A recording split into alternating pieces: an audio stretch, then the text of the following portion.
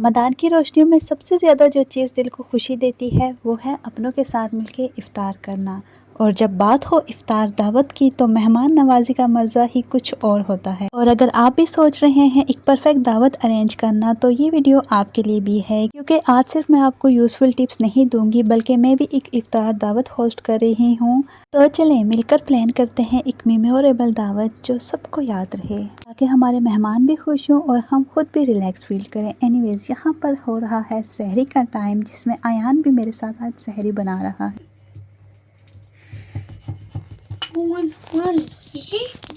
Ayan mostly सहरी में चूरी खाता है तो उसी के लिए मैं चूरी बना रही थी, बट अयान भी आज उठा हुआ था तो वो साथ साथ मेरे बना रहा था। सरप्राइज़ हो रहा था कि मम्मा लेट नाइट क्यों कुकिंग कर रही है, क्यों किचन में गई है। तो यहाँ पर है अयान की चूरी रेडी हो चुकी थी, मैं बस उसको दूंगी। सहरी करने के बाद हम सीधा जंप करते हैं इफ्तार मेन्यू की तरफ। तो सबसे पहले मैं बना रही हूँ biryani. Useful tip for hosting इफ्तार दावत की फर्स्ट टिप और इम्पोर्टेंट टिप की बात करें ना तो वो यही है, प्लान योर मेन्यू स्मार्टली। सबसे पहले आप अपना मेन्यू डिसाइड करें। आपको ज़रूरी नहीं है कि हर डिश प्रिपेयर करनी है, कीप इट बैलेंस, थोड़ा ट्रेडिशनल, थोड़ा लाइट और थोड़ा इनोवेटिव, सिंपल और टेस्टी डिशेस लाइक चना चाट, फ्रूट सैलेड, कुछ रिफ्रेशिंग ड्रिंक्स इंक्लूड कर सकते हैं। मेरे मेन्यू में बिरयानी, पिज़्ज़ा और वटेवर जो भी आगे आगे है मैं आपको साथ साथ दिखाती रहूँगी। एनीवेज मैं यहाँ पर पिज़्ज़ा डो रेडी करने वाली हूँ।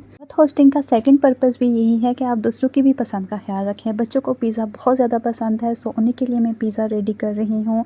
और यहाँ पर तैयारी हो रही है चना चाट की। मैंने ये कैन वाले चिकपीस लिए थे। अच्छा ये थोड़े हार्ड होते हैं तो इसलिए मैं इनको ज़रूर बॉयल करती हूँ, स्पेशली जब मैंने चना चाट बनाना हो। साथ पोटैटोज़ भी मैंने कट करके रख दिए, ऑनियन भी कट कर लिया। यहाँ पे पकौड़ों के लिए भी प्याज छील लिया। और यहाँ पर पैटीज, चिकन जो भी निकालना था डीप रोस्ट के लिए वो निकाल दिया। Prepare in advance, last moment की टेंशन ना हो, इसलिए जितना प्रेप पहले हो सके कर लें। लाइक मैंने बिरयानी सबसे पहले बनाई क्योंकि वो थोड़ी टाइम टेकिंग होती है। इसके बाद जितनी भी बॉइलिंग की चीज़ें थी वो मैंने की, और जो भी मैरिनेशन वगैरह के लिए थी वो मैंने कर लिया। और इसी तरीके से आप भी फ्राई आइटम को पहले से मैरिनेट करके फ्रीज़ करना भी एक बेस्ट हैक है। और टेबल स्केप भी पहले अरेंज कर लें ताकि लास्ट मोमेंट पे रश ना हो। फ्रोस्टिंग आइटम्स भी आप निकाल के किचन काउंटर टॉप पे रख दें, क्योंकि किचन टेम्परेचर से ऑटोमेटिकली चीज़ें डिफ्रोस्ट हो जाएंगी। सो यहाँ पर मैंने जो पफ पेस्ट्रीज़ ली थी उनको भी मैंने किचन काउंटर टॉप पे ही रख दिया था। अब ये रूम टेम्परेचर पे आ चुकी हैं। बस अब जल्दी से इनकी फिलिंग करते हैं और उसके बाद फिर हम अपने बाकी कामों को स्टार्ट करते हैं। इफ्तार की दावत अरेंज करने का बेस्ट पार्ट ये होता है ना कि आपको पता होता है कि आपके पास इतना टाइम है, लाइक आपका टाइम फिक्स होता है और उसी टाइम तक आपने हर चीज़ को रेडी करना होता है। लाइक आपके टाइम से पहले हर चीज़ दस्तरखान पे आपके सज जाती है और बस आप फिर बैठ के दुआ करते हैं और फिक्स टाइम पे आप इफ्तारी करते हैं। ये पार्ट मुझे सबसे बेस्ट लगता है। जब भी मैं इफ्तार की दावत होस्ट करती हूँ सो मैं टेंशन फ्री हो के वर्क करती हूँ। लाइक आगे पीछे भी मैं टेंशन फ्री हो के वर्क करती हूँ जब भी मुझे कभी दावत होस्ट करनी हो। बट ये होता है कि मेहमान या तो जल्दी आ जाते हैं या फिर लेट आ जाते हैं, तो फिर खाना या तो ठंडा हो जाता है तो दोबारा से उसको गर्म करना पड़ता है।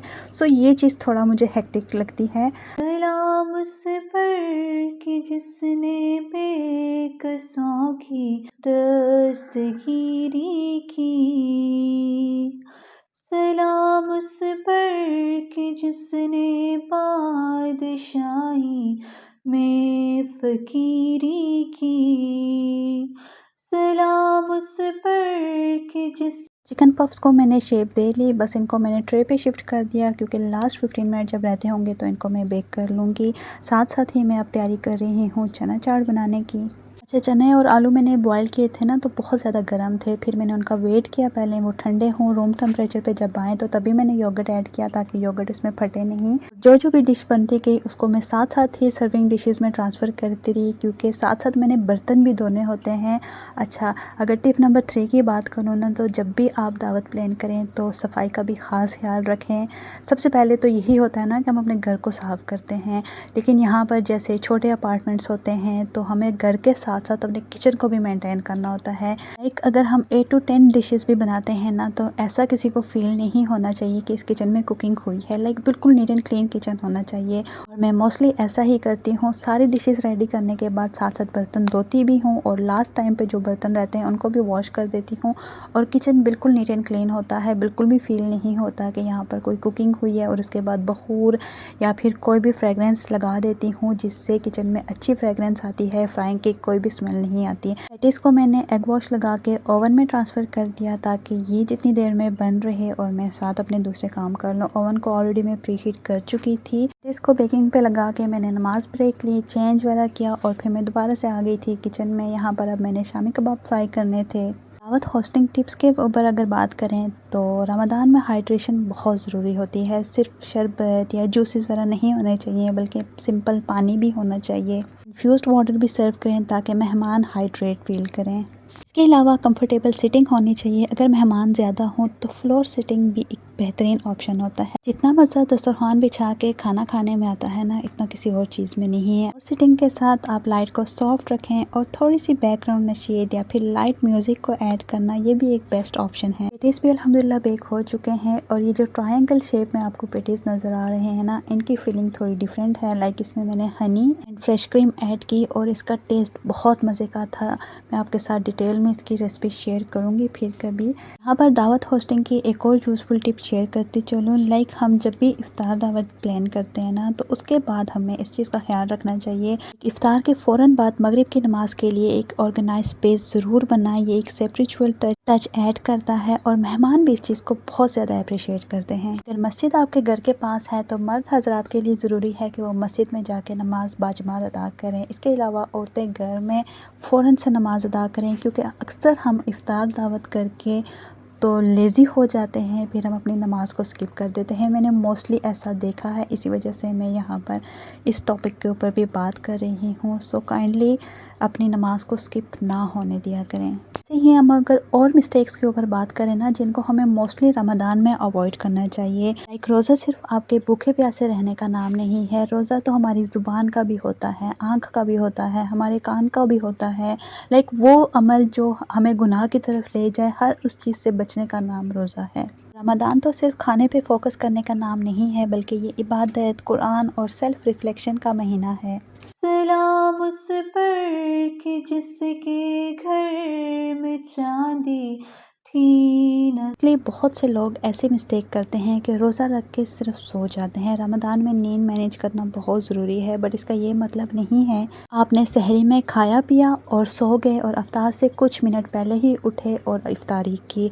ऐसा बिल्कुल भी ना करें, अवॉइड करें इस मिस्टेक को। रोज़े की हालत में आप जो भी इबादत करेंगे, जो भी काम करेंगे, आपको इसका डबल सवाब मिलेगा, जिसकी सबसे बड़ी वजह हमारी नमाज कज़ा हो जाती है। रोज़े की हालत में हम अपनी नमाज को बिल्कुल भी कज़ा नहीं कर सकते।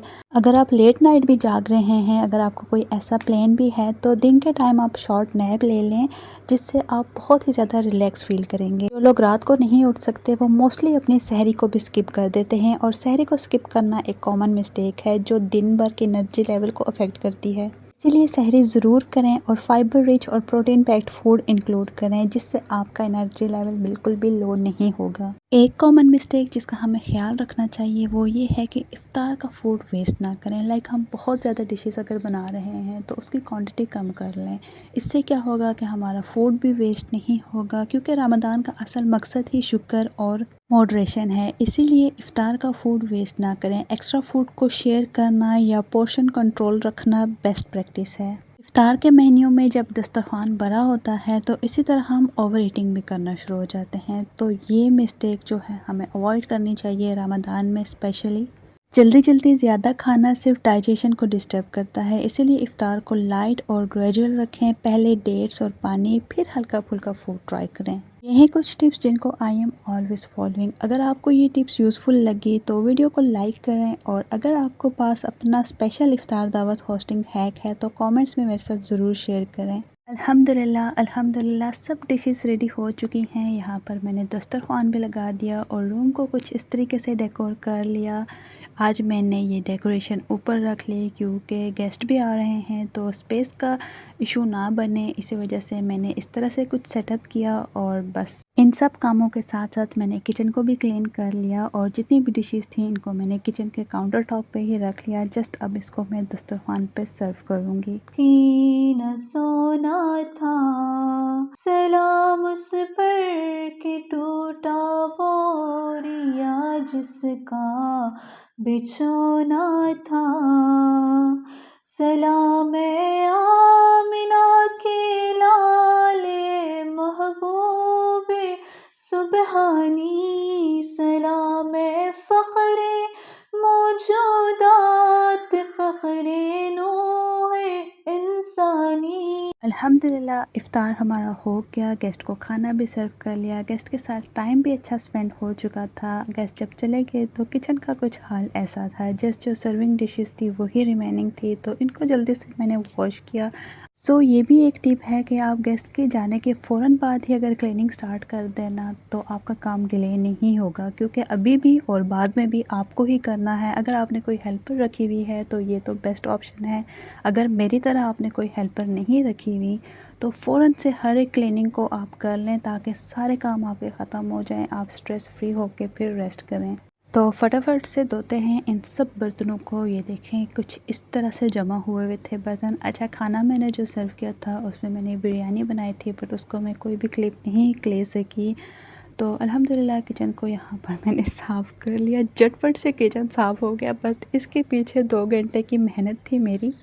और ये ट्रांसफॉर्मेशन जो होती है ना, मुझे बहुत ज़्यादा अच्छी लगती है। काश रियल लाइफ में भी ऐसी ही कोई ट्रांसफॉर्मेशन हो, बट ऐसा पॉसिबल नहीं है। इसके साथ साथ रमज़ान का मुबारक महीना भी ख़त्म होने को है, तो अल्लाह ताला हम सब की इबादतों को कबूल करे, हमारे दिलों को सुकून और रोशनी अता करे। जो भी दुआ दिल से मांगे अल्लाह ताला उससे अपनी रहमत से पूरा करे, और अल्लाह ताला हम सब पर अपनी बरकतें नाजिल करे, हमारी ज़िंदगी में आसानियाँ पैदा करे और हमेशा हमें अपनी हिफाजत में रखें। आमीन सुम आमीन।